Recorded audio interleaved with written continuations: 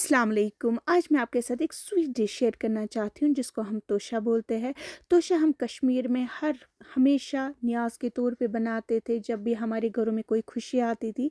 जैसे हम तहरी बनाते थे वैसे हम तोशा भी बनाते और हर घर में इसको बाँट देते हैं। तोशा बनाने के लिए मैंने यहाँ पे 4 कप आटा लिया है। जी हाँ, सही सुना, मैंने मैदे का इस्तेमाल नहीं किया। मैंने आटे से ही स्वीट डिश बनाई है क्योंकि जब पहले हमारे दादा ये बनाते थे, क्योंकि ये डिश अक्सर मेल ही बनाते, फीमेल इस डिश को हाथ नहीं लगाते थे क्योंकि ये हम न्याज़ के तौर पे बनाते हैं, इसलिए ज़्यादा तौर पे ये मेल ही बनाते हैं। तो फिर वो आटे से ही बनाते थे, वो मैदे का इस्तेमाल नहीं करते हैं। कभी कभार आधे लोग इस स्वीट डिश को घर पे बनाते और स्टोर करके रखते हैं सर्दियों के मौसम में, क्योंकि ये हमारी सेहत के लिए बहुत ही बेहतरीन है। इसका जो डो है वो हमें सॉफ्ट लेना है। आप देख सकते हो मैंने इसका डो जो सॉफ्ट बनाया है। अब हम इसको क्या करेंगे, इसको हम लिड से क्लोज करेंगे और लगभग 20 मिनट तक हम इसको रेस्ट देंगे। चलिए तब तक हम शुगर की पाउडर बनाते हैं। शुगर हम लेंगे, मिक्सी जार में डाल देंगे।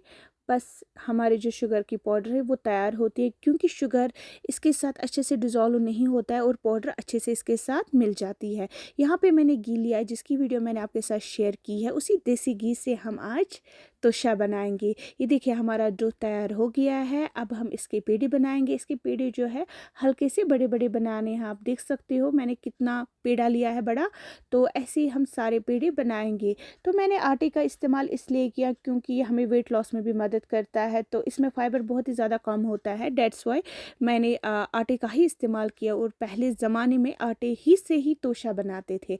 तो मैंने घी लिया, जो इसकी वीडियो मैंने आपके साथ शेयर की है। घी जब हल्का सा गर्म हो जाएगा इसके बाद हम इसमें रोटियां फ्राई कर लेंगे। तो ये जो रोटी है ये मैं हाथ से बेल रही हूँ या हाथ से बना रही हूँ। आप इसको बेलन का इस्तेमाल भी कर सकते हो। और इतनी बड़ी रोटी बनानी है और मोटी मोटी बनाई, आप देख सकते हो इसको मैंने कितनी मोटी बनाई है। बस इसको हम फिर फ्राई कर लेंगे। ज़्यादा फ्राई नहीं करना, इसको क्रंची नहीं बनाना है, बिल्कुल हल्का सा फ्राई करना है। सॉफ्ट ही रखना है इस रोटी को, क्योंकि इसके बाद ही इसकी मिठाई बन जाती है। आज तक मैंने आपके साथ बहुत रेसिपी शेयर की होगी, लेकिन किसी किसी ने बनाई होगी, लेकिन प्लीज़ इस रेसिपी को हर कोई बनाना अपने घरों में, क्योंकि ये बहुत ही मज़ेदार की मिठाई बनती है और ये बहुत ही हेल्दी भी होती है हमारी हड्डियों के लिए। पुराने ज़माने के लोग पता है क्यों हेल्दी हुआ करते थे, क्योंकि वो ये रेसिपीज़ इस्तेमाल करते थे और खाते भी थे। कोई बीमारी इनको नहीं होती थी।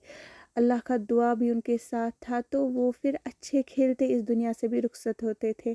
बस हम जो है हम अनहेल्दीज़ रेसिपीज़ बहुत खाते हैं, लेकिन ऐसे हेल्दीज़ रेसिपीज़ हम बहुत कम खाते हैं। इसलिए प्लीज़ ये रेसिपी अपने घरों में ज़रूर बनाएगा और मुझे कमेंट बॉक्स में कमेंट कीजिएगा कि कैसी बनी थी। वैसे ये बहुत ही बढ़िया रेसिपी बन जाती है और बहुत ही मज़ेदार की मिठाई बनती है। एक बार ज़रूर कीजिएगा अपने घरों में ट्राई। और आप इसको स्टोर भी कर सकते हो, कम से कम 1 मंथ तक किसी भी एयर कंटेनर जार में आप इसको स्टोर करके रख सकते हो। आप देख सकते हो कि हमने बहुत सारी रोटियों को फ्राई किया है और मैं हाथ से ही रोटी बनाती हूँ। मैंने आपको बोला है कि आप अगर चाहो तो आप बेलन का इस्तेमाल भी कर सकते हो। तो अब हमने बहुत सारी रोटियां बनाई हैं, आप देख सकते हो। अब हम एक बर्तन लेंगे, बड़ा सा बर्तन लेना है हमें, उसमें हम इन रोटियों को डाल देंगे और हम इनके छोटे छोटे पीस करेंगे। रोटियां बहुत गर्म है, जब गर्म रोटियां ही हो तभी हमें इनको छोटे छोटे टुकड़े करने, क्योंकि अगर रोटियां ठंडी हो जाएंगी तो ये हल्की सी क्रंची हो जाती है। आपको लग रहा होगा कि रोटियां कितनी गर्म है, क्योंकि मैं रोटी को हाथ में रख भी नहीं पा रही हूँ, इतनी गर्म है ये रोटी।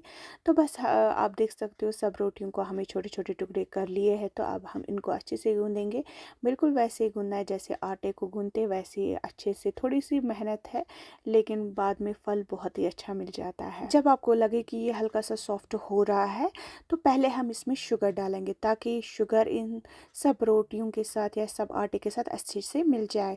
तो जितना शुगर मैंने लिया था, जिसकी मैंने पाउडर बनाई थी, उसका आधा ही शुगर मैंने या आधी ही पाउडर मैंने इसमें डाल दी। तो आप अपने हिसाब से शुगर को कम ज़्यादा कर सकते हो। फिर अच्छे से इस शुगर को भी हमें इस रोटी के साथ अच्छे से मिक्स करना है। आप देख सकते हो आपको कब लगेगा कि हमारा जो आटा है तैयार हो गया, बस मुट्ठी में लेना है। आपको मैं दिखाती हूँ, अच्छे से दबाना है। तो ये जब ये गुच्छी जब बन जाएगी तो लगना चाहिए कि नहीं हमारा जो आटा है तैयार हो गया है। उसके बाद हम इसमें पिसा हुआ नारियल आधा कप डाल देंगे और हम इसमें कुछ सीड्स डालेंगे, सनफ्लावर सीड्स या पम्पकिन सीड्स, आपके घर में जो भी सीड्स अवेलेबल है आप इसमें ऐड कर सकते हो। का बादाम डालेंगे छोटे छोटे टुकड़े करके, और थोड़ी सी किशमिश हमने काली या ग्रीन ऐड कर ली। उसके बाद हम इसमें घी डालेंगे। ये वही घी है जिसमें हमने रोटियां फ्राई की हुई थी, बस इसी में 4-5 चम्मच इसमें पहले डाल देंगे। फिर अच्छे से हमें इसको गूंदना है जब तक ये अच्छे से सॉफ्ट ना हो जाए और ये घी अच्छे से मिल ना जाए। घी से हल्का सा ये गीलापन इसमें आ जाता है, उससे जो मतलब इसकी शेप जब हम दे देते हैं आराम से आ जाती है। आप देख सकते हो कि हम एक बार दबाएंगे, बस ऐसी शेप इसको आनी चाहिए। इसमें हम यही शेप दे देते हैं, हाथ में ले लेते हैं, हाथ को ज़ोर से दबा के जो शेप आ जाती थी पहले वही। आप इसमें सर्कल शेप भी दे सकते हो जैसी आपकी मर्ज़ी, लेकिन यहाँ पे हम कश्मीर में यही वाली शेप इसको देते हैं। तो हम इसमें खसखस में डाल देंगे, इसको अच्छे से साइड साइड से भिगोएंगे तो इससे बहुत ही बढ़िया फ्लेवर आ जाता है इसमें। आज तक आप लोगों ने बहुत सारी स्वीट्स खाई होगी या बहुत सारी मिठाइयाँ खाई होंगी, लेकिन एक बार अपने घरों में इस तोशा को ज़रूर ट्राई कर लेना। एक तो ये बहुत ही मज़ेदार की बनती है, साथ साथ में बहुत ही ज़्यादा हेल्दी है हमारे लिए, बच्चों के लिए, बड़ों के लिए, बूढ़ों के लिए, हर किसी के लिए बहुत ही हेल्दी है। तो मेरी वीडियो अगर अच्छी लगे तो लाइक शेयर सब्सक्राइब करिएगा, और मुझे ज़रूर कमेंट कीजिएगा कि ये मिठाई फिर कैसी बनी थी। बनाइएगा ज़रूर अपने घर में, और मुझे दुआओं में याद रखिएगा। अल्लाह हाफ़िज़।